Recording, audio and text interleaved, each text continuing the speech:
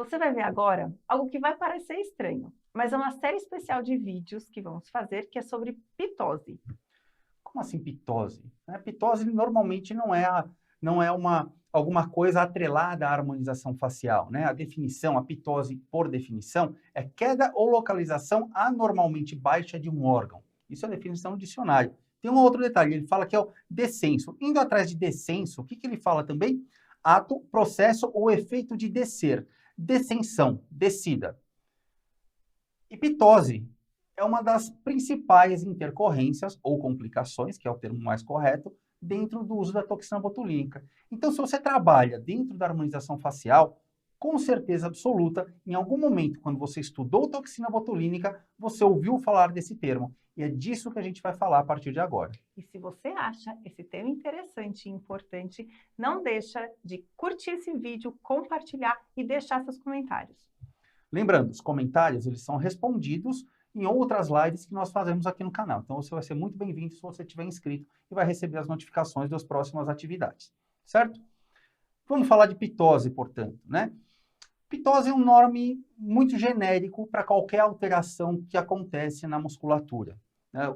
Pensa assim, não é específico da musculatura, mas é alguma coisa que acontece com alguma frequência no uso da toxina botulínica na paralisia facial. Deu algum problema com o músculo, você vai falar, olha, eu tive um problema de pitose na minha região de pálpebra. Então, você teve uma pitose palpebral. Eu tive um problema de uma queda aqui na minha região de glabela. Então, você pode ter tido uma pitose de sobrancelha.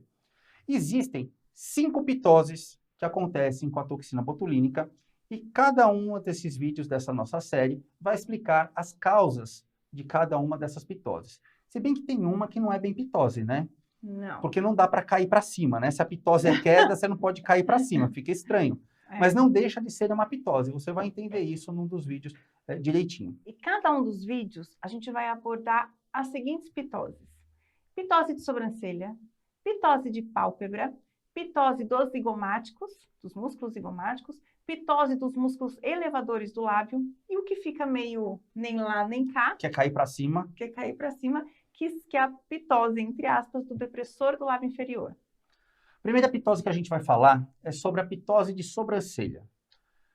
Quando a gente fala sobre pitose, a gente tem que pensar que é uma queda sempre em relação a alguma coisa, tem que ser algum ponto de referência. Então, eu imagino o seguinte, eu tenho uma sobrancelha delimitada em uma determinada posição, e quando eu falo que teve uma pitose da sobrancelha, ela mudou de posição, ela desceu, ela caiu em relação à posição original dela. Na verdade, o que o paciente relata quando isso acontece não tem nada a ver com a sobrancelha, porque eles não sabem identificar que é a sobrancelha, mas eles vão relatar que está com peso, que está sentindo que o olho está mais pesado, que a pele, que a sobra de pele está incomodando. Que apareceu bolsa no olho que não tinha antes. Então, nem sempre ele vai chegar, minha sobrancelha que muda de posição. Ele não percebe isso. Mas você tem que entender que possivelmente foi por conta disso. Por que que isso acontece? Na região da sobrancelha existem essencialmente 2 músculos em ação. O músculo occipitofrontalis e o músculo orbicular do olho.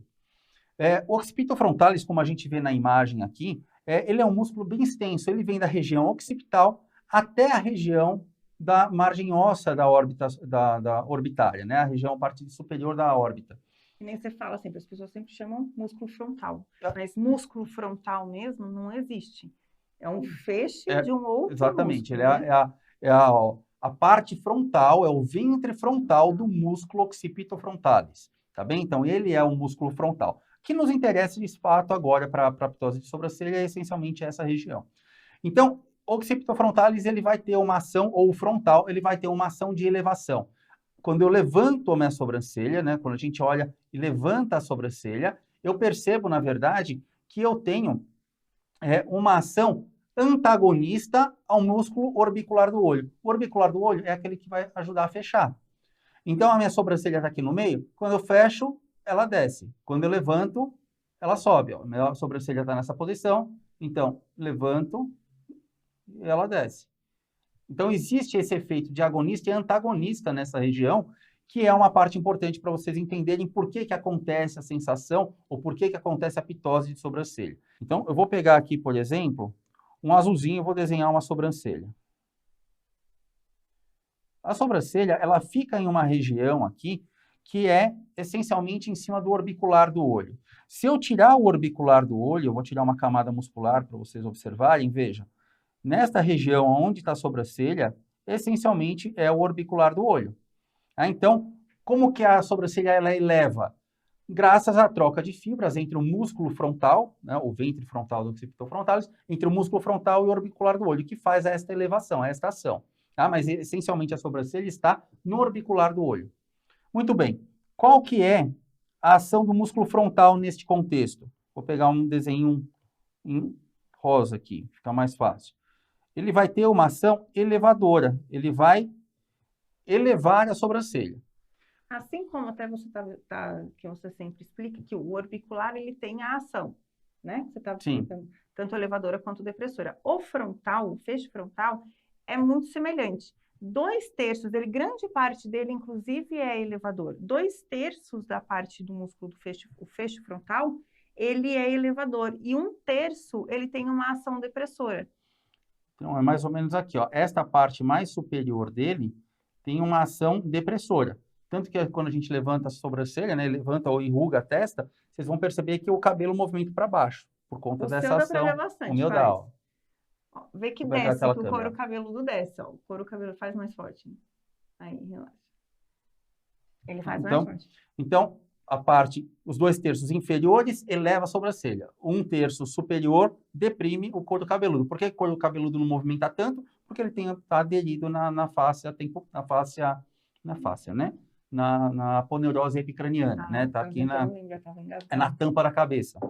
Tampa da cabeça. Não é a tampa da cabeça? Então... Aponeurose epicraniana. Gente, eu sempre esqueço dessa palavra. E em relação à sobrancelha, o orbicular do olho, eu vou mudar aqui, ele faz um papel antagonista, ou seja, nesta região ele tende a descer. Então, sobrancelha leve, o orbicular do olho deprime. Eleva. Então, ele eleva, que não é renova, ele eleva. Quando o paciente vem querendo um bloqueio total da testa, porque, doutor, eu estou muito incomodado, minha testa está muito marcada, minha testa está lisinha, né? Como você fala? Tipo bexiga. Com cabeça de bexiga. O paciente quer ficar com a testa de bexiga. Você vai lá e bloqueia. Fala, tá bom, vamos atender ao desejo do paciente. Você vai lá e bloqueia. O paciente não tem nenhum movimento para levantar e sustentar a sobrancelha. Mas, em compensação, ele tem ainda movimento do olho para descer. O que vai acontecer? Vai causar uma sensação ou mesmo uma pitose da região de sobrancelha.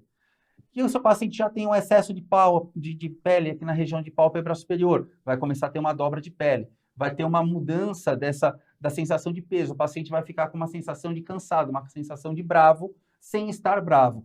Então, a primeira pitose que a gente está falando, a pitose de sobrancelha, ela acontece porque teve um desequilíbrio entre a aplicação, a dose utilizada para a região frontal, com a mobilidade e a dose aplicada na região orbicular. Se você... E que é confundida demais com pitose de pálpebra, que vai ser o próximo vídeo que a gente vai falar dessas diferenças que tem entre um e outro. Mas não dá para confundir, porque quando você tem pitose de sobrancelha, você não tem modificação do posicionamento da pálpebra. E o posicionamento da pálpebra a gente analisa em relação à íris. Então, você precisa observar outras situações para diferenciar a pitose de pálpebra da pitose de sobrancelha. São duas coisas diferentes. E agora o mais importante, como você evita essa pitose, né? Porque é uma intercorrência dentro da toxina. Como que você evita essa pitose? Esse é um aspecto que a gente tem que analisar. Mantendo parcialmente a função do músculo que eleva, ou seja, do frontal.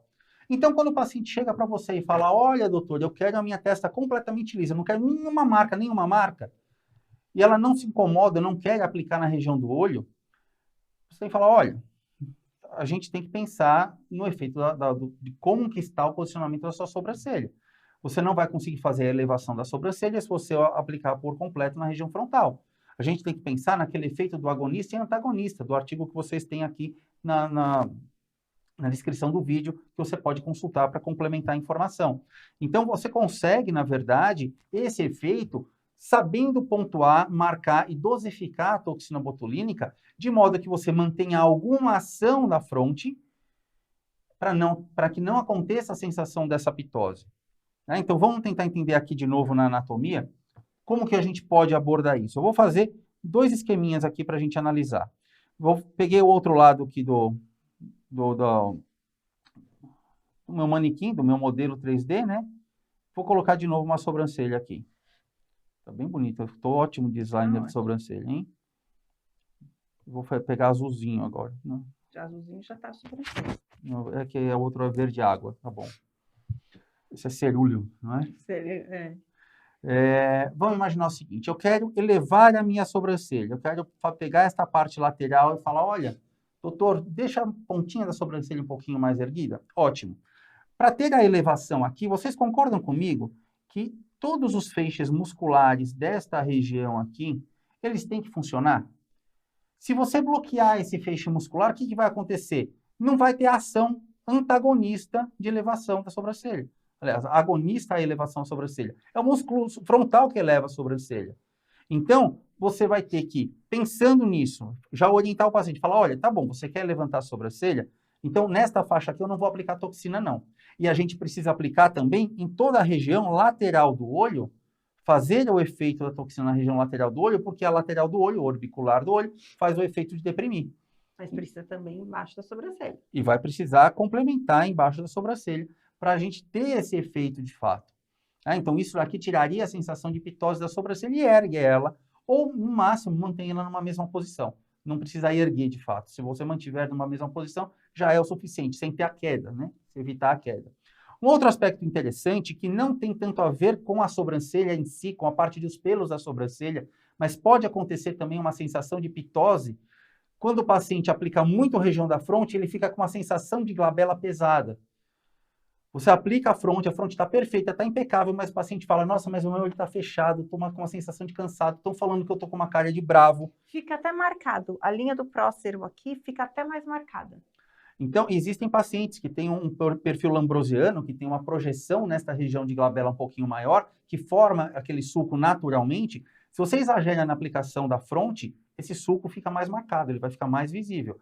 Então, aí é a mesma lógica, o mesmo pensamento. Quando a gente vem aqui na imagem, veja só, se a ação exagerada está nesse triângulo da região da glabela, a gente tem que oferecer um recurso que o feixe muscular nesta região anterior aqui, central, né, o mais central, ele tem um efeito oposto, ou seja, eu não aplico toxina nessa região para quê? Para manter alguma sustentação. Eu vou caprichar na região de glabela, mas eu não vou aplicar logo acima da região de glabela, porque essa parte frontal vai ser importante para dar sustentação para aquela região. Então, percebe que através dessa forma, desse pensamento, a gente consegue personalizar a aplicação. E diminuir essa sensação de pitose. Pensa que é um cabo de guerra. Exato. Tem uma cabo parte de guerra é uma ótima comparação.